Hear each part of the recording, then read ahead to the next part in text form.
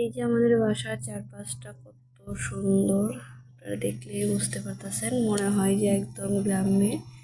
আসলে এটা আমাদের বাসার পাশেই, কারণ আমরা এখানে হাঁটা চলা ঘোরাফেরা করে থাকি। আর এই জিনিসটা বেশ ইন্টারেস্টিং, গ্রামের পরিবেশটা যখন আমরা নিজেদের মধ্যে ফিল করি, বাস অন্যরকম একটা অনুভূতি।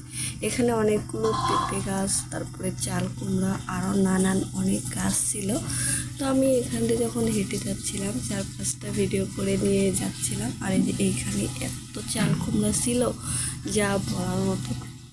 আর এই যে আমাদের বাসার পোলাপান ছেলে মেয়েগুলো আমাদের সাথে যাচ্ছিল, যেহেতু আমরা যাচ্ছিলাম পাশেই দেখতে, মানে শাক তুলতে আর কি। আমাদের আশেপাশে তো শাক আছে, আর শাক আমরা সবাই পছন্দ করি, শাক আমরা সবাই খাই।